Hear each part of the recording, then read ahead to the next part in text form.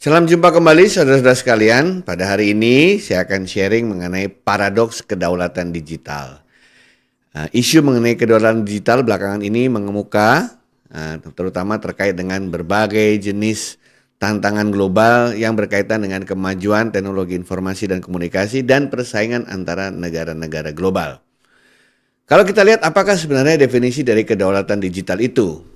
Secara bebas kita bisa mengatakan bahwa kedaulatan digital pada dasarnya adalah hak sebuah negara. Sebagaimana kata kedaulatan berasal ya, jadi hak sebuah negara untuk mengontrol, mengendalikan, mengelola data digital serta berbagai infrastruktur digital secara independen. Untuk apa itu semua dilakukan? Tentu saja setiap negara itu pasti memiliki kepentingan nasional. Dan kepentingan nasional tersebut berkaitan dengan keberadaan data yang ada di negara tersebut. Sehingga tujuan dalam kedaulatan digital adalah untuk memastikan bahwa kebijakan dan praktek pengolahan data dilakukan sesuai dengan tujuan negara atau kepentingan nasional. Tentu saja kalau saya bicara mengenai pengolahan data itu semuanya ya, penyimpanan, pengelolaannya, pengendaliannya, pengawasannya, penyimpanannya, dan lain sebagainya.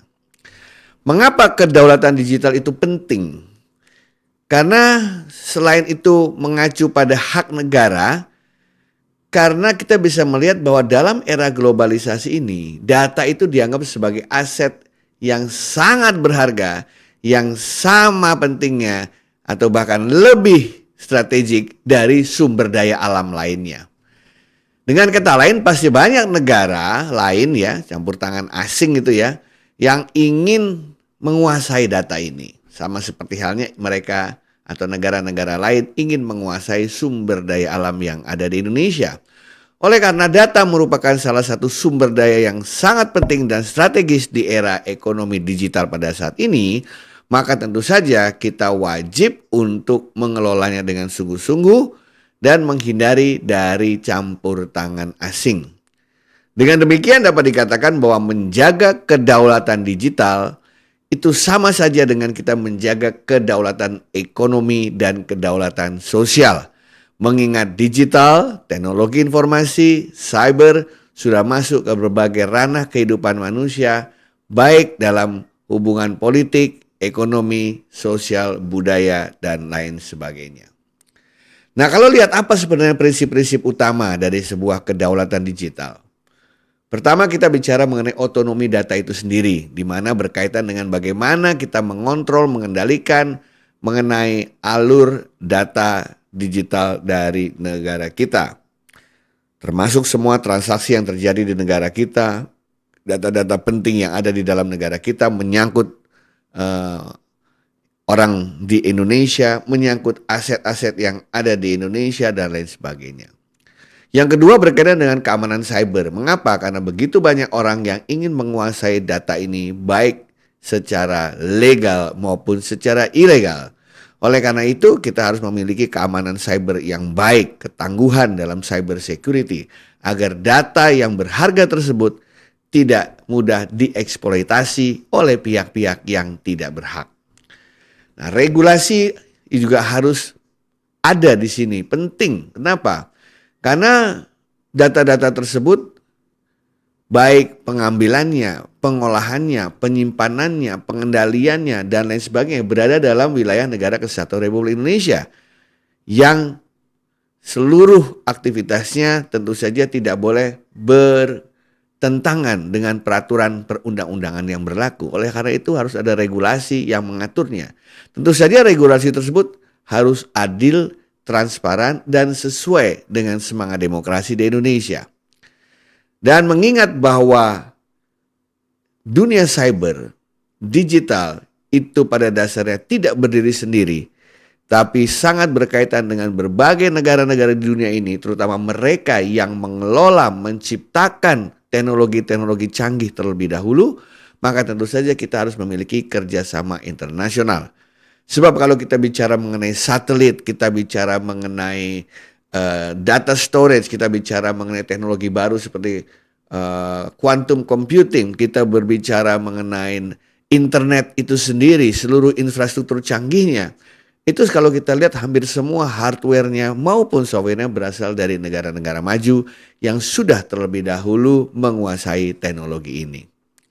Nah, namun demikian banyak sekali paradoks yang berkaitan dengan kedaulatan digital. Paradoks pertama adalah antara definisi kedaulatan itu sendiri dengan karakteristik digital.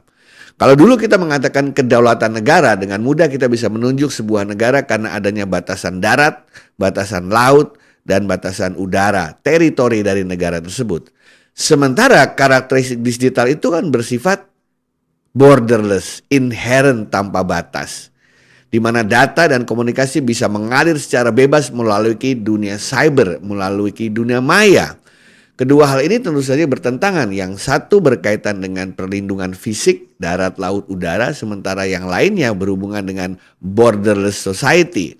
Karena dunia cyber terbentuk akibat berbagai sumber daya komputasi yang dihubungkan satu dengan yang lain. Paradoks yang kedua terkait dengan kontrol data versus aliran data bebas. Banyak negara-negara ingin melakukan controlling terhadap data yang mengalir, baik yang masuk maupun keluar dari negara tersebut, untuk memastikan bahwa warganya terlindungi, kepentingan nasional terlindungi, keamanan nasionalnya juga terlindungi. Namun di sisi lain, prinsip dasar teknologi digital itu adalah kemudahan dan kecepatan dalam berbagi informasi. Kita mengirimkan email, kita chatting, kita aktif di dalam media sosial, di mana data itu bisa mengalir dengan secara cepat dan tidak mungkin bisa dikontrol dengan sedemikian rupa karena sifatnya yang sudah borderless itu tadi. Sehingga bagaimana kita bisa menyeimbangkan antara kontrol data dan aliran data yang bebas. Paradoks ketiga terkait dengan antara memihak proteksionisme dan globalisasi. Proteksionisme data itu biasanya negara-negara menerapkan kebijakan yang membatasi data untuk disimpan dan diproses hanya dalam wilayah negara tersebut. Kita lihat contohnya bagaimana Indonesia mengatakan bahwa semua data yang ada di Indonesia harus disimpan di Indonesia.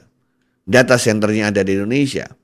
Namun adalah sebuah keniscayaan bahwa dalam era globalisasi, e-commerce, e-supply chains, dan berbagai situs-situs perdagangan di dunia ini memungkinkan kita untuk melakukan transaksi, pertukaran ide, mendapatkan layanan, dan lintas negara atau internasional. Tidak mungkin kalau kita memprotek satu tempat tapi kita tidak mengindahkan isu globalisasi, kita bisa tertinggal. Bahkan dalam berbagai peristiwa kita melihat bahwa kadang-kadang proteksionisme itu membutuhkan biaya yang sangat tinggi. Sementara globalisasi menawarkan banyak sekali tawaran di mana layanan bisa lebih cepat, biaya bisa lebih murah, dan lain sebagainya. Sejauh kita menggunakan berbagai aset, berbagai fasilitas dari dunia atau dari negara lain. Paradoks yang keempat berkaitan dengan hubungan antara kedaulatan digital dalam prakteknya dikomparasi dengan ide-ide yang ya bisa kita katakan kondisi yang idealis. Kalau kita lihat kondisi yang idealis itu, kedaulatan digital memungkinkan negara untuk melindungi warganya dan kepentingan nasionalnya sambil berpartisipasi aktif dalam ekonomi dan masyarakat global. Kan itu idealnya ya. Kita merasa diuntungkan, tapi kita juga tidak dimusuhi oleh negara-negara lain. Tapi pernyataannya kita melihat penerapan kedaulatan digital murni itu sangat sulit sekali mengingat kompleksitas dari hukum internasional itu sendiri. Kita melihat di WTO ada perdagangan bebas misalnya. Kita melihat dalam berbagai charter kita punya yang namanya internet governance. Kita tahu bahwa antara satu negara dan negara lain punya hubungan bilateral maupun multilateral. Ya, di mana aliran antara sumber daya termasuk data di situ sudah diatur.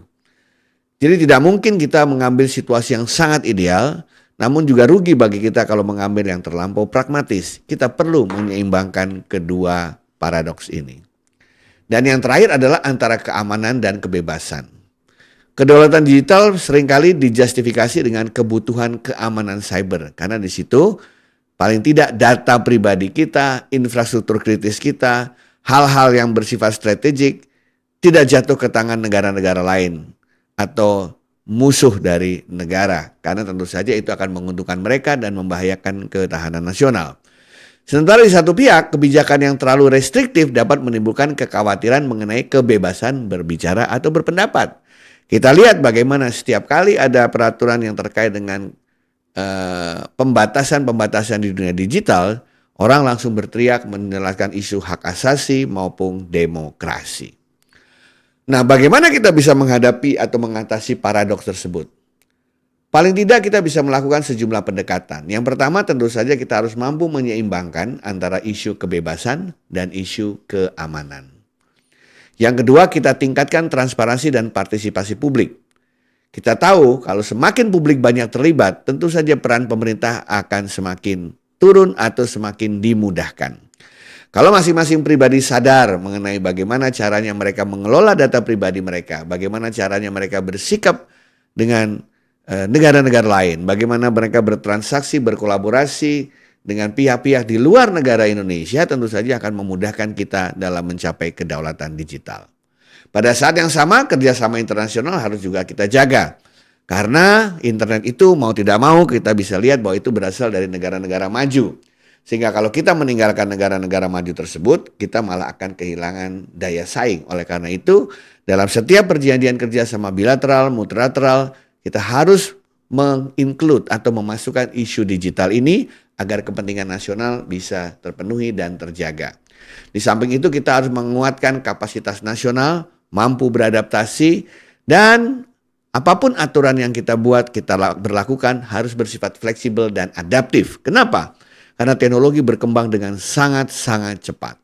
Kalau kita tidak bisa memiliki struktur atau postur hukum yang agile, maka kita juga akan tertinggal dan dirugikan. Cyber resilience atau kemampuan memulihkan infrastruktur digital jika terjadi serangan atau apapun juga menjadi salah satu kunci khusus untuk memiliki kedaulatan digital yang baik. Kalau kita dalam merespon terhadap insiden atau kita tidak mampu untuk memulihkan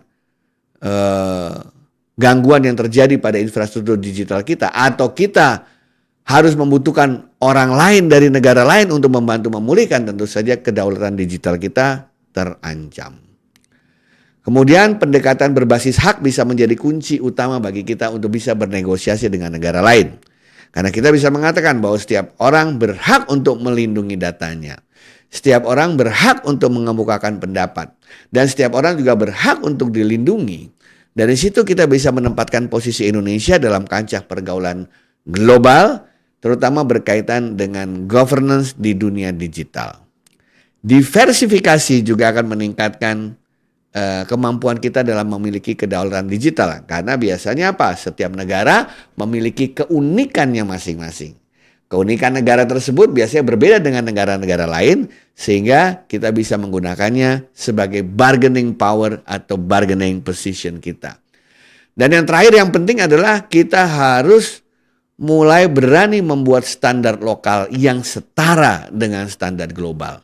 Seringkali kalau kita membuat standar itu seolah standar lokal itu lebih rendah daripada standar internasional. Padahal kalau kita bisa membuat standar lokal yang setara dengan global, maka dunia global pun akan respect kepada kita. Dan kita memiliki bargaining position yang kuat dalam mendapatkan kedaulatan digital. Nah, sebagai sebuah negara, saya usulkan sejumlah langkah strategis nasional. Mulai dari pengembangan sumber daya manusia lokal. Kenapa? Pada akhirnya manusialah yang akan berperan secara aktif dalam membentuk kedaulatan digital. Kemudian dukungan terhadap startup dan inovator lokal yang sekarang sedang menjamur di Indonesia sangat penting. Karena mereka lah yang nanti akan menciptakan produk-produk layanan-layanan dari, oleh, dan untuk masyarakat Indonesia.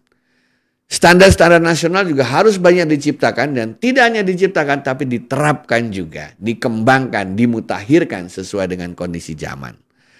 Dan kita tahu bahwa tidak mungkin ini semua terjadi kalau tidak ada kerjasama antara industri dan akademisi. Kenapa? Karena inovasi keluar dari sana. Karena teknologi keluar dari sana. Dengan kerjasama antara industri dan akademisi, terutama dalam bidang research and development, kita bisa menghasilkan berbagai produk-produk hardware, software, network, data storage, data center yang buatan Indonesia. China sudah memperlihatkan bagaimana mereka mampu melakukan hal tersebut. Kemudian kebijakan perlindungan terhadap industri-industri digital dalam negeri juga perlu diberlakukan. Pemerintah perlu memiliki keberpihakan terhadap industri dalam negeri, terutama yang berkaitan dengan penciptaan produk dan layanan digital. Di samping itu, galakan standarisasi dan sertifikasi. Agar apa? Agar produk yang diciptakan, layanan yang diberikan benar-benar berkualitas, tidak sembarangan. Dan kemudian diplomasi dan kerjasama internasional harus digalakan. Kita jangan pernah minder mengatakan bahwa dalam hal digital kita selalu membutuhkan negara lain. Tidak.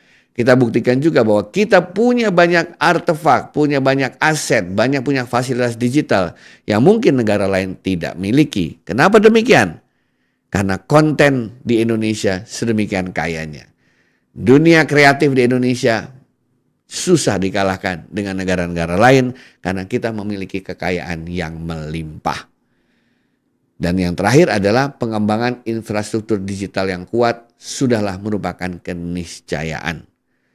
Broadband internet yang sudah dimiliki di Indonesia, yang sudah ada di mana-mana, harus terus dikembangkan sampai to the last mile. Pertanyaannya, apakah Indonesia memiliki modal dan berpeluang untuk memiliki kedaulatan digital? Ada 10 faktor yang saya yakin ini adalah modal utama dan peluang bagi Indonesia untuk berdaulat baik di dunia fisik maupun di dalam dunia digital. Pertama, pasar digital yang besar yang sangat tumbuh dengan pesat. Kita melihat berbagai statistik memperlihatkan pertumbuhan eksponensial terhadap apapun yang berkaitan dengan digital. Pembayaran digital, jumlah pembelian device-device digital, transaksi dalam dunia maya, semuanya meningkat secara eksponensial. We have an economy of scale. Kedua, investasi dalam infrastruktur digital juga bertambah. Kita melihat bagaimana inisiatif pemerintah untuk melakukan transformasi digital di berbagai pihak disambut oleh industri dengan melakukan investasi digital di berbagai sektor. Regulasi mengenai pelindungan data pribadi dan pelindungan mereka yang melakukan aktivitas digital juga dikembangkan terus oleh pemerintah kita. Undang-undang ITE diperlengkapi juga dengan undang-undang yang lain untuk bisa membentuk suasana atau lingkungan yang kondusif. Kemitraan Public-Private Partnership atau P3 juga banyak sekali mulai dikembangkan. Kita melihat bagaimana industri bekerja sama dengan pemerintah, bekerja sama dengan akademisi, bekerja sama dengan masyarakat untuk membuat ekosistem pengembangan software, ekosistem industri kreatif, ya, ekosistem pengembangan infrastruktur, ekosistem pengembangan bisnis-bisnis startup baru, semua itu didukung. Dan semangat ini, passion ini saya rasa merupakan modal yang luar biasa. Kesadaran dan kemampuan keamanan cyber juga meningkat, terutama dengan program-program literasi yang tidak pernah stop, bahkan ditambah frekuensi dan intensitasnya. Dan kita lihat bagaimana kita memiliki bonus demografi sebentar lagi, di mana anak-anak muda menjadi pemain aktif dalam industri digital. Karena mereka lah yang memiliki berbagai ide-ide kreatif dan inovatif untuk meningkatkan pertumbuhan ekonomi di Indonesia.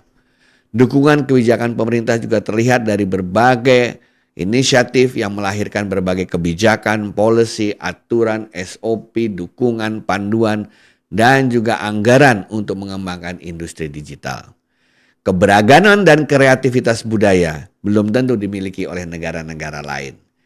Kita yang terdiri dari lebih dari 18.000 pulau dengan berbagai beraneka ragam suku, beraneka ragam etnis, beraneka ragam kekayaan, itu merupakan konten yang tidak ternilai harganya. Belum lagi kita bicara mengenai dunia pariwisata Indonesia yang begitu indah dan lain sebagainya. Dan yang terakhir, kita lihat bahwa sudah banyak sekali strategi nasional untuk ekonomi digital yang dikembangkan oleh pemerintah. Saudara-saudara sekalian, pada akhirnya kita bisa melihat bahwa kedaulatan digital adalah merupakan keniscayaan.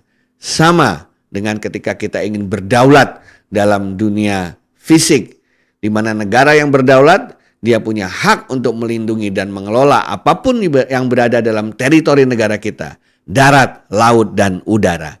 Dan sekarang 3 dimensi darat, laut, udara harus ditambah dengan 2 dimensi lagi, yaitu dimensi antariksa dan dimensi cyber. Karena di antariksa sana begitu banyak satelit yang dipakai untuk berkomunikasi, dan bagaimana cyber itu dipakai di dalam darat, laut, udara maupun antariksa.